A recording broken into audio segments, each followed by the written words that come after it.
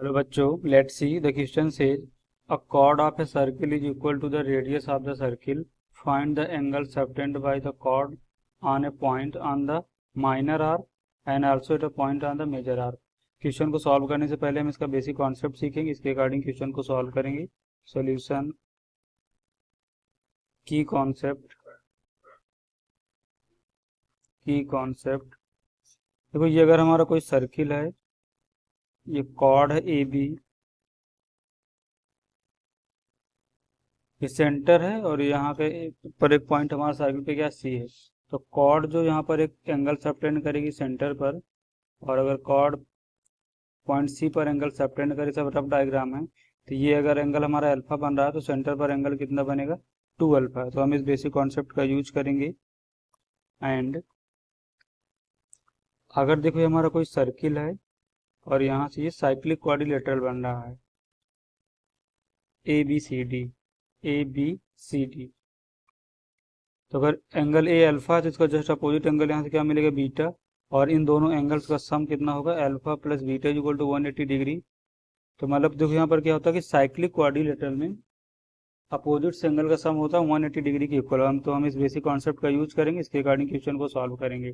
एक क्वेश्चन में हमारा क्या गिवन है कि हमारा कोई सर्किल है, ये सब रफ डायग्राम है.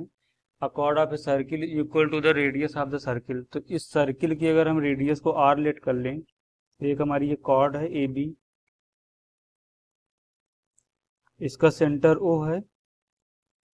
देखो ये क्या बनेगा, ये माइनर आर्क बनेगा. तो यहाँ पर एक पॉइंट लेट सी है और एक मेजर आर्क पे लेट पॉइंट ये डी है. तो हम ए को डी से ज्वाइन करेंगे और बी को डी से ज्वाइन करेंगे.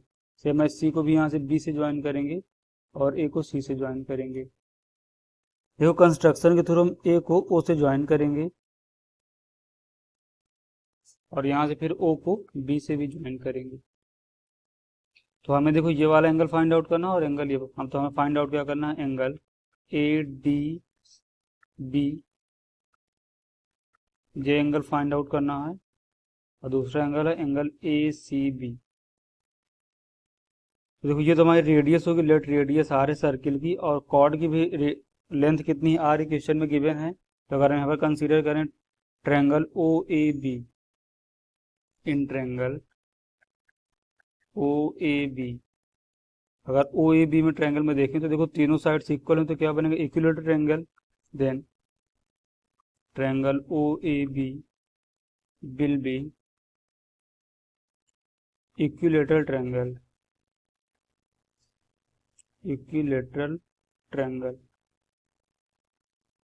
तो ये क्या बनेगा, इक्विलेटरल ट्रायंगल बनेगा. इसके सभी एंगल्स कितने होंगे, तो 60 डिग्री. तो ये वाला भी एंगल हमें यहाँ से कितना मिलेगा, 60 डिग्री. ये एंगल भी यहाँ से कितना मिलेगा, 60 डिग्री. और ये एंगल भी यहाँ से कितना मिलेगा, 60 डिग्री. अब देखो अगर ये भी हमारे कॉर्ड है तो जो सेंटर पर एंगल बनेगा, वो जो पॉइंट डी यहाँ पर सबटेंड करेगा ए बी के द्वारा, एंगल इसका 2 टाइम्स बनेगा. तो हमें यहाँ से क्या मिलेगा, then angle A O B is equal to 2 into angle A D B. Angle A O B 60 degree है, तो यहाँ से क्या मिलेगा, 60 degree is equal to 2 into angle A D B.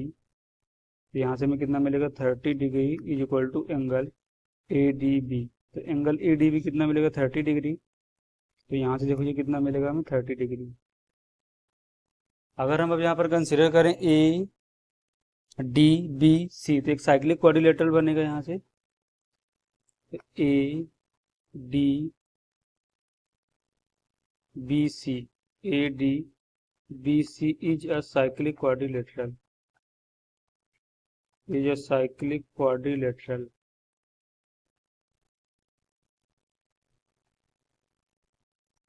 अगर ये साइक्लिक क्वाड्रिलेटरल है तो अपोजिट एंगल का सम कितना होगा, 180 डिग्री. तो angle A D B, A D B plus angle A C B, A C B equal to 180 degree. तो angle A D B तो 30 डिग्री गिवन, तो एंगल ए सी बी यहाँ से हमें कितना मिलेगा, 180 डिग्री माइनस 30 डिग्री. सिंप्लीफाई करेंगे तो angle A C B equal to 150 degree.